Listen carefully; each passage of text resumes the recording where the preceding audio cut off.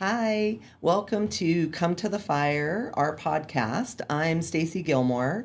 I'm the councilperson for District 11 in the city and county of Denver, and we started this podcast series to elevate the voices of people in our communities, great work that they're doing, and to just hear what's going on in the community. And so I've got a great guest with me today. We've got Rick Waters here. He is a longtime leader in the Denver community in the Front Range. He's been in the Denver metro area for a while, but has an amazing story. And so I'll just go ahead and turn it over to him to introduce himself. Good morning, Rick. Good morning, Stacie. Thank you for the invitation to come and like you said, have a conversation. I I'm not sure what I can add to your catalog of programs, but again, Rick Waters. I'm Kiowa, Cherokee. I moved to the Denver area in 1984. I'm originally from Oklahoma, and through the course of my career, which began in the early 70s, has been focused around working with the American Indian community and had a foundation around education. I started in the Dallas Independent School District in 1974, and since that time, I've been involved with the University of Colorado at Boulder, the American Indian College Fund, the University of Phoenix, and most recently the Denver Indian Center. And so I think when you look at the foundation of those organizations and agencies, the first, I guess, three-fourths of my career has been more on a national type basis, and within the last dozen years has been more local. But again, I want to thank you for the invitation. This is a very special month to a lot of people. It's Native American Heritage Month, November, which was founded or originated in 1990 by George Bush. But I generally start a lot of my presentations or discussions that every day is Native American Heritage Month or Day to me. And the having the designation of a month or a day only amplifies to the overall community the importance and the relevance of the first Americans and American Indians that are here. So I wanted to point that out. And we're actually sitting here on November 20th, which in many instances can be considered a very significant day. And I'll tie it to what's happening here in Denver. In 1969, those of you that know a little bit about American Indian history and the movement, Alcatraz, that's when the takeover took place on November 20th. And so when you think about it, that was kind of one of the early movements of activism around land back or recognition or allowing us to be in the forefront of telling our story. 56 years ago, so now we've advanced to today, and I'm very proud to be even a small part of what's happened in Denver with respect to the vote that came in supporting a bond that includes an American Indian cultural embassy. And that, through diplomacy and the opportunity now for the American Indian community to share its story, to talk about and educate the community, not just here in the Front Range, but nationwide, of our story, and do it on behalf of the land, because the land has always known and has been here. So I'll just start that. There's some ties to Alcatraz and some kind of small stories that I can tie to it. But Oh my gosh. Well, I mean, that was such a significant movement. And how long were folks actually at Alcatraz? Because it was a a longer duration of time I, that they you know, were I able am to have not it taken certain. over. And I mean, there's a lot of documentaries out there, but it's rare that you get to talk to somebody who probably knew movements behind the scenes and how it came to be and how important that was and is today. Well, it was, you know, often many of us, we know about it. We knew what happened, and many of us were living during that time. I was in high school, and I remember reading and hearing about it. Of course, we did not have technology back then the way it is today, where it's Right, instantaneous. You right. saw it on the nightly news, or you read about it in the newspapers, you know, a week or two later, or whatever. But I believe that the occupancy was quite a while. I want to say 19 months, but I may be wrong. If for some It reason was. It was it really, I was a mean, like significant there period. were ups and downs, and but the It, coordination and the messages were so important and relevant today. well, it brought awareness Hmm. in a way that it caught people's attention, whether it was a nightly news or, you know, people discussing what was happening there.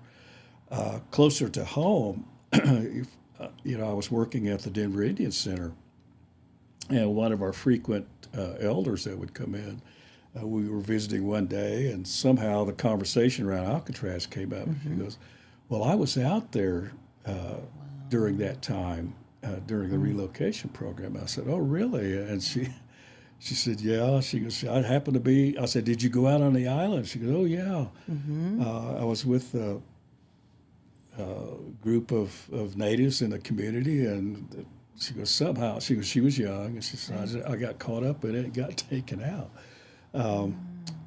We never followed up on that discussion, but I always wanted to ask her more, you know, Yeah. what it was actually like out on the island.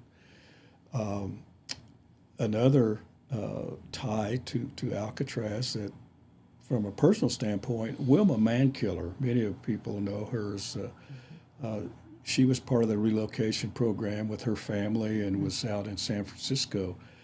And that was kind of the early years of her direct involvement in American Indian Right. activism. And she, although she did not go out on the island, she was very active through the American Indian Center in San Francisco. Okay. As she was a teenager, she would work to raise funds and gather donations for blankets, food, money, all of those type things. So she was very directly involved with that. So I think from the standpoint of getting her early beginnings at a nonprofit or an agency like the Indian Center in San Francisco, that opened the door for her to what she became later in her life and career. But Yeah. Wilma was a personal friend of mine, and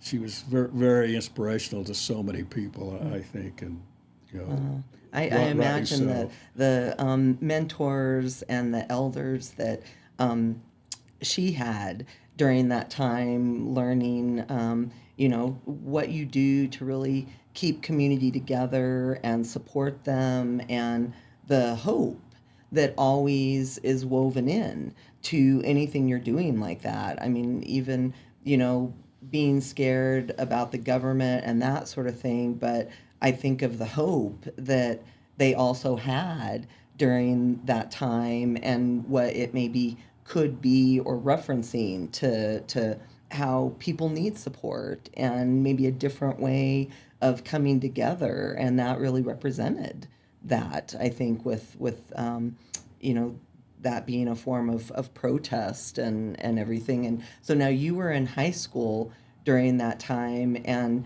you grew up in Oklahoma, right? Yes, Okay, where in Oklahoma?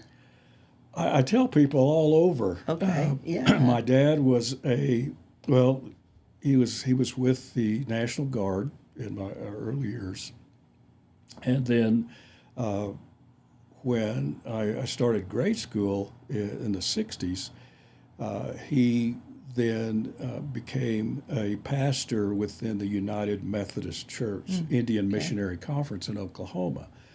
And the way their organization is structured is set up is that you are assigned to churches in various communities and locales.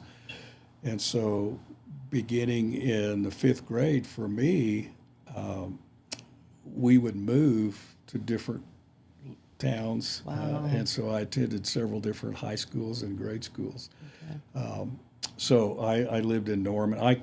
People ask, where's your home? I said, well, I was born in Oklahoma City, and really I grew up early years in Norman. Okay. And so maybe that's my tie. You know, we talk about Yeah. football. You asked about it earlier, but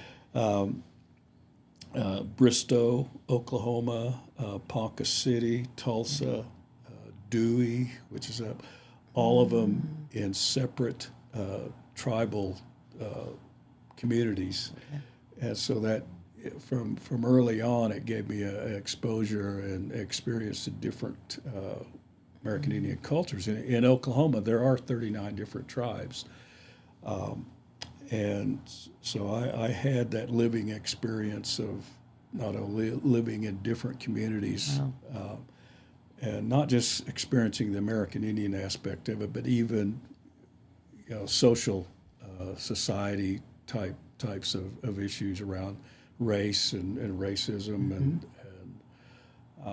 so anyway, kind of so I lived all around. So Okay. I am half Cherokee. My dad was Cherokee, full blood, spoke the language.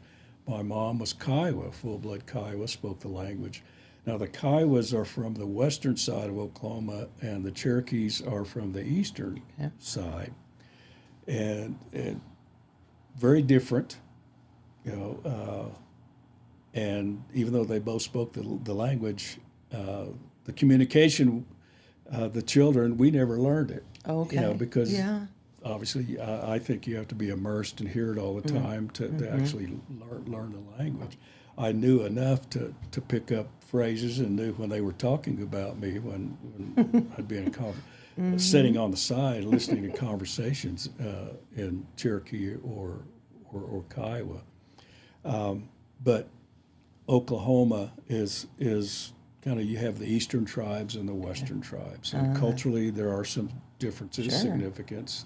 And so I was, at an early age, exposed to some of that, not only from the cultural side, but even the political aspects of how they operated. Yeah. Oh my gosh. Well, now, did you get to spend a lot of time with both sets of grandparents then? And so, kind of, those stories are always so amazing with grandparents, and yeah. I did during the Nice. summers. Oh, okay. I spent I spent a lot of time, obviously, with family, but that was the time that I would spend for weeks either in western Oklahoma with my Kiowa grandparents or in eastern Oklahoma with my Cherokee relatives. And so I think back on it now, and the more I think about it, I need to articulate to my grandkids and even to my own kids some of those experiences and memories that I have from back then, because it was tied to me being who I am, because I experienced it. Yeah. Yeah. And both of them very, very, very unique, and I'm very proud. Come from a rich heritage on both sides, from the Kiowas and the Cherokees, with respect to my ancestors or descendants. With the Cherokees, I am a direct descendant of Chief Redbird Smith, who was, when the Cherokees came across on the Trail of Tears, there were two groups, the traditionalists and the others, and they were often at odds, but they were two separate groups. And the Redbird Smith was organized what they call the Nighthawk Katuwas, which was the Cherokee group that were more to the traditional aspects of it. And so one story I've learned over the years is that when they were doing the land allotments and giving out the deeds, he was in protest of that, Chief Redbird Smith, but when he was actually put in prison for a period of time for not obeying some of the guidelines and rules. Right. But he, as the chief of that group, he did finally acquiesce I think for the good of the people overall, and he did sign off on some of the on the deeds, Right. but he did it in red ink as a form of protest. And so I later learned that my grandmother had an actual copy of one of those deeds, and when my younger brother was sharing some documents with the tribe, the enrollment office and the administration saw that, and they said, "We've heard about these, but we've never seen one." Okay. And so Yeah. I think Oh. that's a kind of a family piece of history that Oh yeah, I mean that you're we right, have. part of that history, and to just, I think oftentimes, like, what what were they thinking, and what were they, it just the government back then, and the real threats, and how hard and difficult and just stressful beyond belief, like not understanding how hard, and then having to acquiesce basically to keep people safe, and still having though that form of protest and signing in red ink, and how on November 20th in 2025 we're talking about that, and that you always have to protest or stand your ground or for your rights, and people do it in different ways, but it's important. Well, I think I've always said that we have as humans, and I'm a very good example. We have short memories, and if we're not continually reminded of history and what happened, and if that's not shared and accurate history, then it's going to be forgotten. And you have to take advantage of those different times and events and activities that are taking place, and remind people. And so, kind of reverting back a little bit to the importance of the American Indian Cultural Embassy of that we're beginning the planning process of here. I've kind of coined the phrase, Denver is crossroads of Indian country. Yes. And often in my travels around the country, when I'd be in Albuquerque or Oklahoma City or Seattle or Phoenix, and I'd mention that, what are you talking about? Crossroads of Indian country. And I said, well, think about it. Geographically, it's kind of in the center, and it was a crossroads in many ways, and many tribes traveling through. But in more contemporary times, Denver was the founding location of different national organizations: the American Indian College Fund, Native American Rights Fund, American Indian Science and Engineering Society, and probably the most recognized National Congress of American Indians was founded here. And the significance, I think, in one way, is they are meeting this week for their annual conference. And I'm sure probably some discussion will take place on recognizing today, November 20th, with the event that took place in Alcatraz, because everything that we do is bringing awareness, and if we're not taking advantage of those opportunities to share information. Closer to home here, I've been involved with an organization called People of the Sacred Land that over several years did research and pulled together a report called the Trek Commission, Tribal Restoration and Education Report, which pointed to, particularly here in Colorado, the significance of the treaties and how they were not acknowledged and followed through, and to the point that there is the argument that Denver was founded illegally. Actual forged documents, events and things that are taking place. So that's something that I think is tied directly to the importance of the cultural embassy and educating people. Other things that are more contemporary and social, things that are happening now, like even movies, Killers of the Flower Moon, that took place in Oklahoma. It was around land, and how land was stolen in a way. I just within the past week or so, I did see a new movie. I would recommend. Not a critic or anything like that, but there's a movie out called Sarah's Oil Yes. that is similar to Killers of the Flower Moon that took place in Oklahoma, but it was the same concept of people actually being murdered to get their land, Indian land.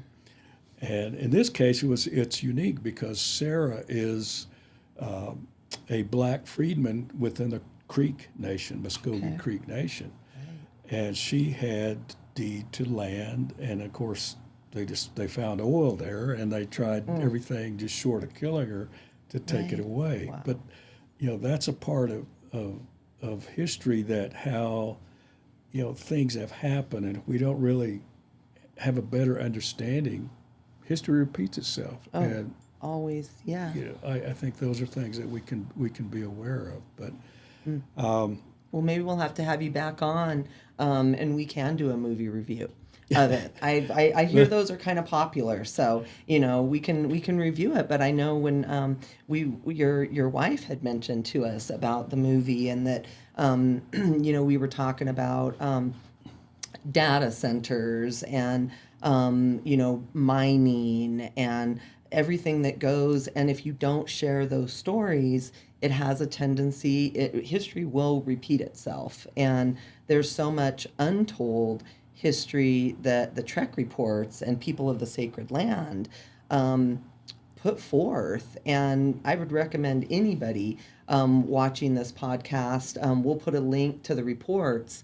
And they are so informational and educational. They should be required reading for any more recent. We've been watching The Lowdown, and don't tell me the end. We still got to watch. We've got 2 episodes left, but I'm sure you saw, I think it was released last night, the finale of it. And so, I mean, when we were traveling in Oklahoma, we took a road trip last month, and I can see how those sort of systems very easily would replicate themselves without people being aware and exposing that side. well, you mentioned The Lowdown. I would recommend. I think you have to stream it, or it's one of the cable shows. But we know people personally in the show. But for those of you watching, it does. I think the last 2 episodes really focus in on, again, even today, how land and politics are tied. I'm not telling you what happened in the end, Yep, but you can see comparisons to what's happening even in Oklahoma, but even potentially in other places, of the statement being made around the power of the Indian community, the Indian vote, that can influence politics and governance in different jurisdictions. Oh, I mean, even when you talk about, the disenfranchisement of people systematically to not feel any sort of trust to even vote. And so getting over that hurdle, but then also, thinking about there aren't very many people who are American Indians who are in elected positions, either in the federal, state, or like local government. Like Denver City Council has never had an American Indian person elected to the city council. And it's really highlighting that and encouraging and supporting people, because if you're not able to make those votes, your voices aren't going to be able to be heard in those spaces. And so that's, exciting that we're starting to talk about some of those initiatives and everything. But I know you had some other topics that you might want to delve into and talk about as well. So I'll turn it over to you on those. Well, I have topics, everything from raising grandkids or living close and chasing grandkids to sports and everything else. But I think I was thinking about something earlier that ties into everything. When we talk about Native American Heritage Month or anything relative to our American Indian, Native American community, and what is the foundation of what we're actually talking about. And I know the American Indian College Fund has used the phrase "think Indian," and I've shared that with people, and they said, "Well, what does that mean?" I've heard it defined in a couple of ways, but the way I've taken it is thinking Indian is understanding from the standpoint of family, the importance of family. And I think from one perspective, people will think, oh, that's mom and dad and children. But when you think Indian, family is your community. And so, and all of my professional career and what I do, especially when I'm involved in the community, they are my family. And so that's when you look at it that way, that's an aspect of how do we work together to accomplish survival, number one, but also prosperity and success. And you do it by collaboration.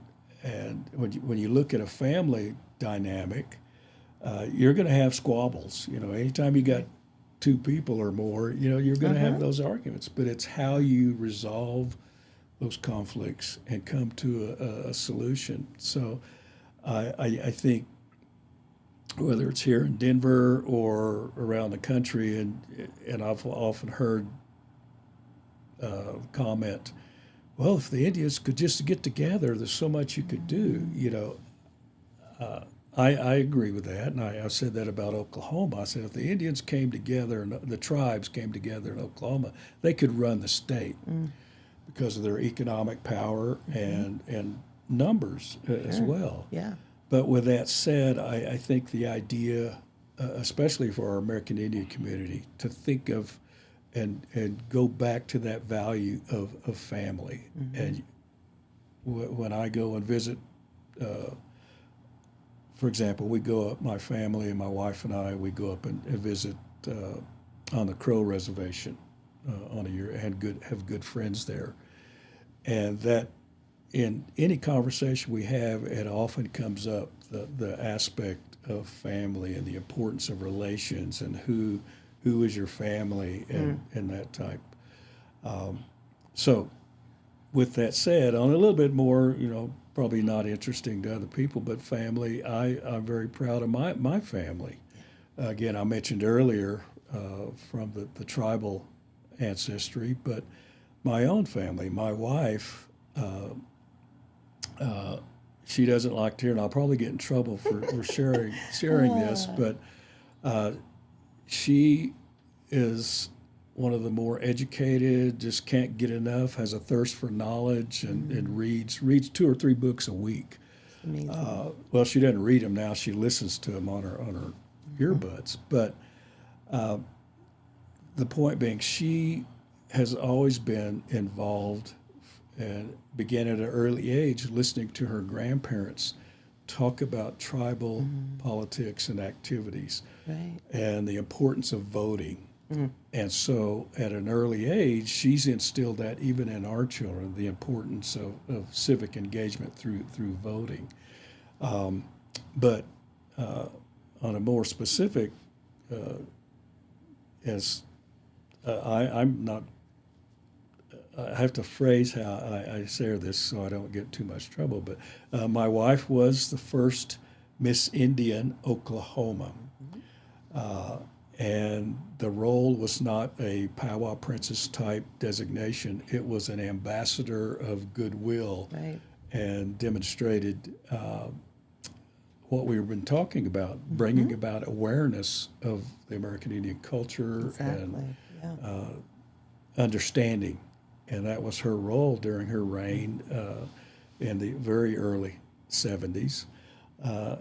And then later, she was also a Miss Indian America. And that was the precursor of many of the titles you often see, Miss World and some of these other. But again, it was a role that she was selected for, and for a year she traveled around the United States and spoke to, from Washington D.C. to the West Coast, about American Indian race relations and being ambassador. Right.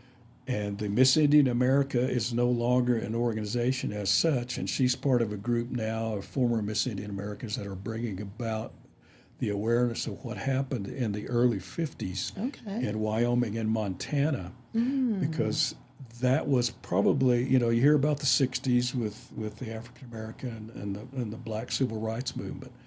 But in 1953, there was things happening in Montana and Wyoming, and Sheridan, Wyoming in particular, that was, if historically, if you look at it, was really designed to bring together very two polarized groups, racially divided, to try to bring them together through this type program. Okay. But she was Miss Indian America in 1975 and 76, and that was the bicentennial year. Okay. Yeah. And so there was a lot of funding that allowed her and the organization to have her travel. I mean, she was in the Rose Bowl Parade and all kind of TV shows, and met Bob Hope. And, yeah, Wow. she has so many Yeah. stories, and I hear stories all the time, and I'm always very, very intrigued and proud to hear them. Yeah, what a proud accomplishment, and to really be that ambassador to share who you are and where you're from and your culture with others. Yeah.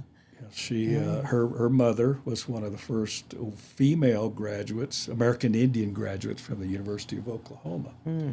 And so very, very, very proud of that. I could talk even more because she's more accomplished. She's one of the few American Indian females or American Indians in the country that has a law degree and a master's of library science. So, so you know she has to read a lot. Oh my gosh. Yeah. So accomplished. But I have shared before, most recently, I'm a recovering Indian athlete. I played Division I athletics, baseball and baseball and basketball.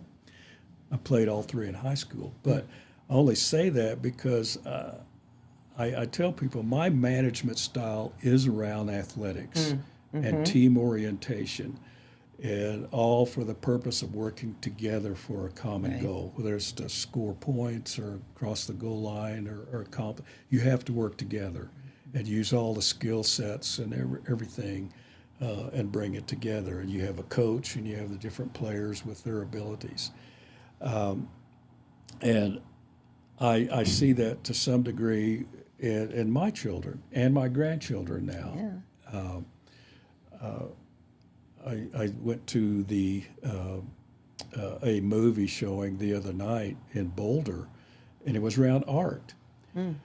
And the importance of art in our culture, and particularly here in Denver, it was the SFCD, I think. The Scientific and Cultural Facilities District. Right, So, right. Yeah. And it art was a is so very, important. very good Yeah. presentation on the importance of art. And I can't draw a straight line or can't tell the difference in colors and coordination, but my wife and my children and my grandchildren, all of them, to a person, are artists, and they're all athletes. And I think, the athletic, whether it's organized competition or just trying to stay healthy, Right. those type things. So, very, very proud of the accomplishments of my children. Both went to school here in Colorado. Regina, my oldest, is now living in Norman and is an artist and raising her children. My younger daughter was a student here in Colorado, went to Monarch High School, was a Division I cross country and track athlete, and at the same time was getting an engineering degree. Wow. And so she has been able to move back and live here. She considers Colorado her home, and the kids are growing up here. And so I'm just thankful for that opportunity of being around grandkids, but to emphasize again, bringing it back to family and the importance of family, and how that's going to, I think, carry our culture and what we're trying to do as American Indian community going forward. If we have that good understanding that thinking Indian is thinking about how do we work together as community and family. I love that, because that is, when we've spent the last year really diving deep in creating opportunities to hear from the community around, if it was the Living Land Project and the restoration of a healing restorative garden in City Park, or the embassy concept. Like I mentioned earlier, my wife and I and my daughter moved here in 1984, and I had resigned a position in Oklahoma. Said, sure, we'll move out. My wife was going to work at the Native American Rights Fund, and I said, I'll find a job out there. So we moved out here, and looking around, and I do share this. One of the first places I did visit was coming into Denver to the Denver Indian Center. And I remember going in, they had the workforce program was in place, and I filled out the applications and did some of that. But the next stop was just visiting with people at the Native American Rights Fund and asking, what are some agencies or places around here, given my background. And they said, well, you need to talk with Rick Williams. And at the time, Rick was working at the University of Colorado in Boulder. And so I did visit with Rick, and, just something clicked there. But he was director of the Upward Bound program in Boulder. And it was a national demonstration project at that time, where they would bring in students, high school students, in a pre-collegiate program to gain more proficiency in math and science and reading and the basics of school, so that they, could go through the educational system.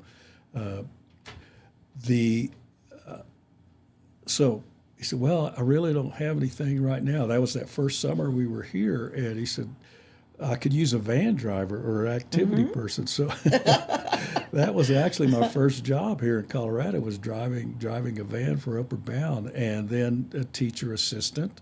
So I helped with coordinating some things, and slowly got more involved with the Upward Bound program at Boulder. But the concept was, again, around providing students motivation and encouragement through all those aspects that we think about: emotional, physical, mental, and spiritual aspects of their being. And, there was the athletic component of Upward Bound, participation in different activities, obviously the camaraderie of and understanding and learning of different tribes, because the Upward Bound at that time was limited to students attending programs that were within a 50-mile radius. Okay, the American Indian Upward Bound was an exception in that it allowed bringing students in from around the country. So we had kids coming in from Washington State and Oregon, Arizona, New Mexico, Montana, Wyoming, Wisconsin, and they would come into the camp for a 6-week Upward Bound. That's it was an duration extended of time. And one of the things that you have to have some type of accountability or sense of order, and you could even tie that to respect. So one of the, I remember this when we did the orientation, and like I said, Rick Williams was the director, and the number one rule was that it was a zero tolerance policy. If you treated your neighbor badly, if you stole, if you did, if you broke the rules, then you were sent home. Okay. And so that first year or two that I worked with him, there were a couple of instances. We had some students that broke the rules and literally in the middle of the night, arrangements were starting to be made at that time they would catch buses to get them back home, or their parents had to come get them. Right. And just Which like is probably in many, even a bigger effect. well, exactly, point, huh? because that really became one of the aspects of the program with respect to respect, Yeah. honor, because again, going back to family, what you do, and can be for anybody, not just American Indians, but what you do reflects on your family. Always. Yep. So, Yep. like you're pointing to, when they were sent back home, that reflected on their family. So word got around, and that was after the first couple of years that there were very few students that were sent home, because that was something that was in place in terms of respecting why they were there, their behavior, and the purpose that the outcome was what we were hoping to get. But that's where I got my early beginnings with Upward Bound, and then eventually moved over to the University of Colorado in the Office of Admissions, and was involved with minority recruitment, and very much involved with advocacy. We established and changed names of buildings that were tied to people named after that were involved in Sand Creek Massacre, and we established a White Antelope Scholarship Program for American Indian students. We developed the first and founded the American Indian alumni group at the University of Colorado at Boulder. So that was kind of the beginning through Upward Bound of my experience in working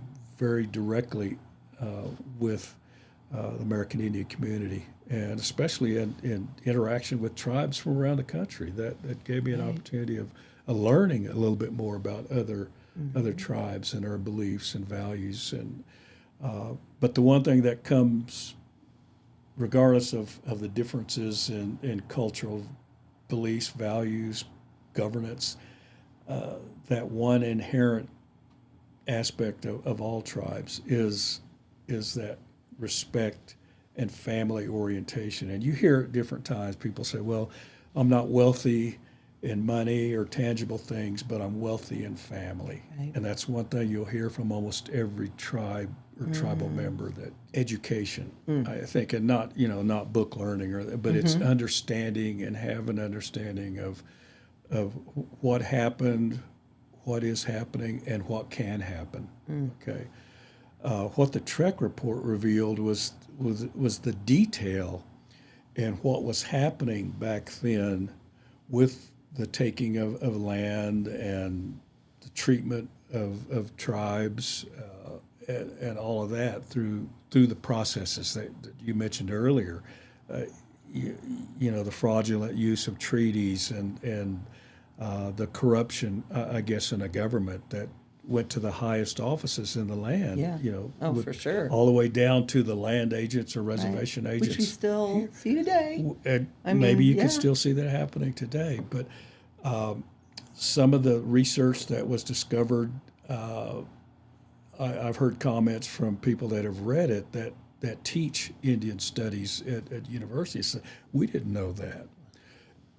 When it's tied to not only law but culture, the importance of really having a good grasp and understanding. And so with respect to the embassy, and I'll give credit where it's due, my wife shared this with me. She said, what might be done with the embassy is telling the story of our people, educating our people, informing our people, and our people being the general public, about who we are and what we are here, and doing it for the land, because the land has always known us and who we are. And that's tied to, you mentioned the buffalo, Lakota, they say we are all related, and it's not just humans, it's living, the buffalo. It was interesting, on our trip to Oklahoma, where we had the conversation with the visit with the person that was taking care of the Kiowa's buffalo herd.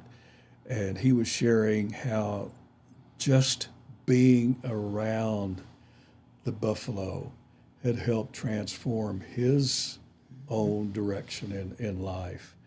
And I've heard that in different stories and accounts from others as well, how the buffalo, that was such an integral part of who we were as Native people, particularly, those of us here in the plains. Yeah. Oh. But the buffalo were all over. They were all the way to Rhode Island, Yeah, it's just a trip to think about millions and millions of buffalo roaming and just, it's amazing. Exactly. So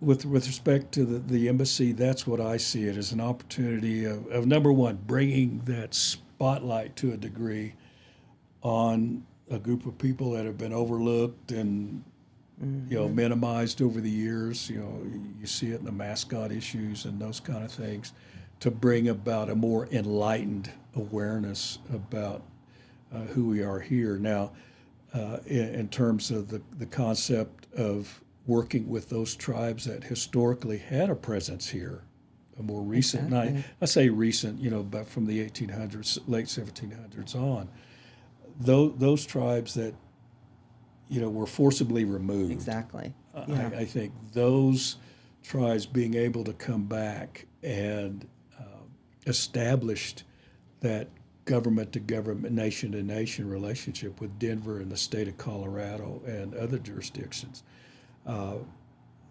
it can expand itself to economic discussions, not only just education, but bringing awareness. And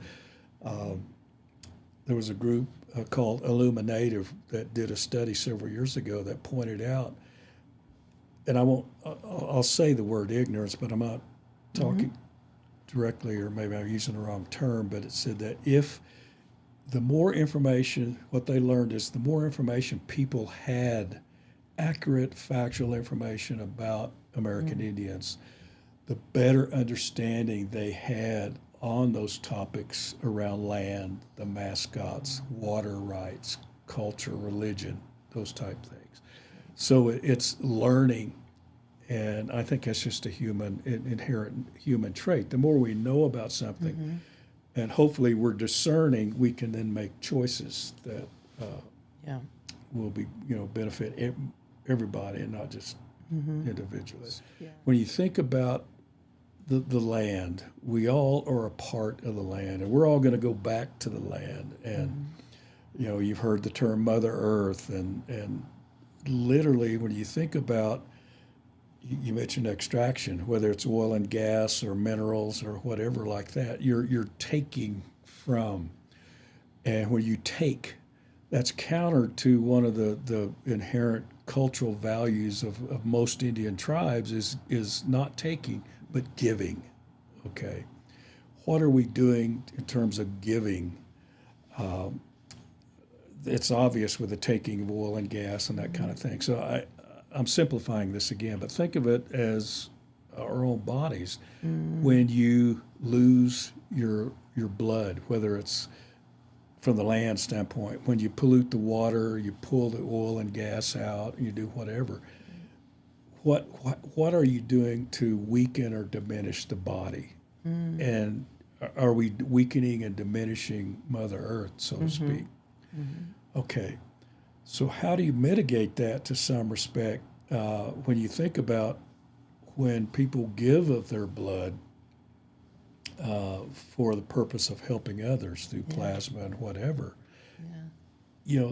Maybe that's where we're looking at some sense of understanding or compromising, where we don't put everything into just total extraction of coal and oil and gas, all of that type of thing. Right. But for the purpose of it helping. And, again, I don't know, there's people above my pay grade that really go But think the and talk taking and about the this. giving is a really but keeping good it somewhat analogy. simple Yeah, of the importance of the difference between taking away from and giving back. What are we doing in terms of giving back? And I think here in Colorado, as a progressive state, we're doing what we can around emission standards and things to try to I don't like the term necessarily, but to regulate even things, the different industries that could impact the earth and the quality of the earth and or air, water, all of those things. Yeah. So Yeah. Your music playlist, I have to compliment you, was stellar.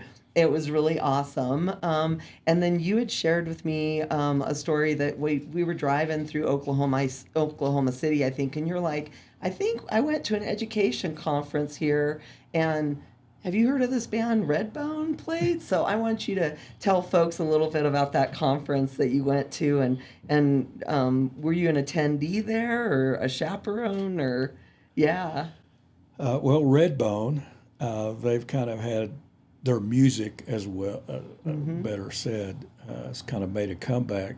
And if you're not familiar with Redbone, that was an American Indian group in the 70s, and their hit song was "Come and Get Your Love." They had some other songs as well, but I was in my first year or two and working in Dallas at the Indian Education Program. I was a part of the inaugural program there, similar to the Denver Indian Education Program.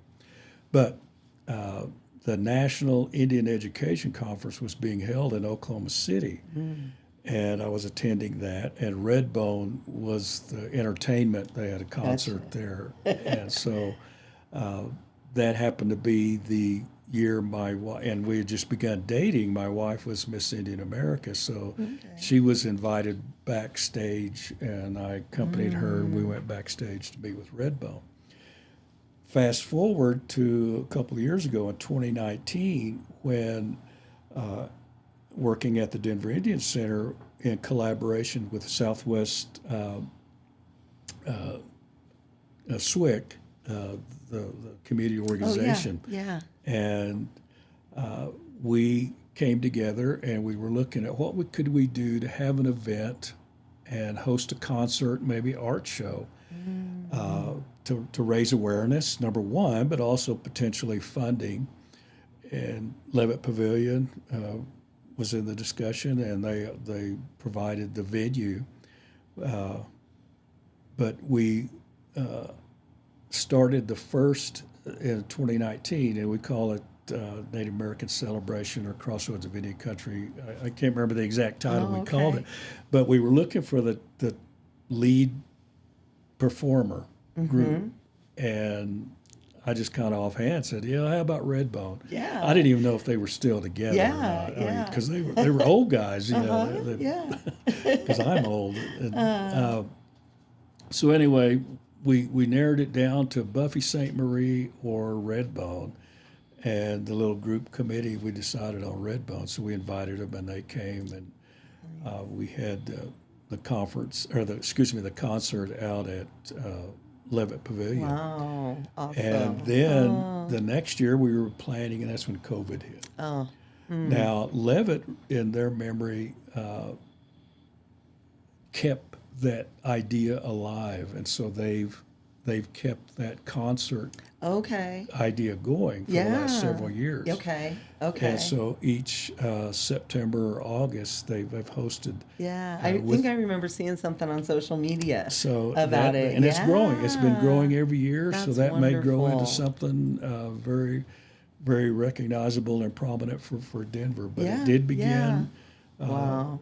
And it was, everybody was showing up. It was mostly an older crowd, but I think part of the marketing was not your grandparents' music or something. I can't remember how we phrased it, but Well, we had good a good music turnout. has but a way of coming back around showing up. it does. So that's kind of that little bit of the story about Redbone. Yeah. Well, I mean, growing up, that, what we listened to Freddie Fender and excellent playlist. I have to say it was awesome. And, I'm just so grateful that you were able to make some time and stop by and talk with us. And anything that we didn't cover or that you wanted to touch upon?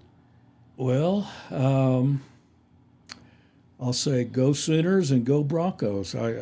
Yeah. I mentioned football. I always got to throw that back into Right the on. conversation. I think Denver is a sports town, and I'm only bringing that up because this coming Saturday, November 22nd, and I'm very happy to say I was involved in the initial planning of Native American Heritage Night at the Denver Nuggets. Ah, And so yeah. this Saturday night, they will be recognizing that, and we were able to put it on the map in terms of those. Yeah. And I've seen different venues around the country in Phoenix and Oklahoma City, I think Golden State and other NBA cities.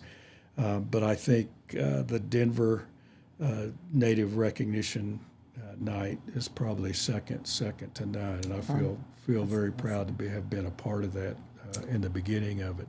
So Well, I have a feeling that you've been a part of a lot of initiatives in Denver and the state, and just that's one of the additional things that you've done, and that the community in the metro area and the Front Range is so strong. And that's really how this got passed on the bond and how we were able to get it going. And so more to come. More to I think come. so. Yeah. The Oh, best is well, yet to thank come. you. Yes, always, always. Oh, well, right on. Well, thank you. Thank you, And Stacie. we'll see you next time on Come to the Fire.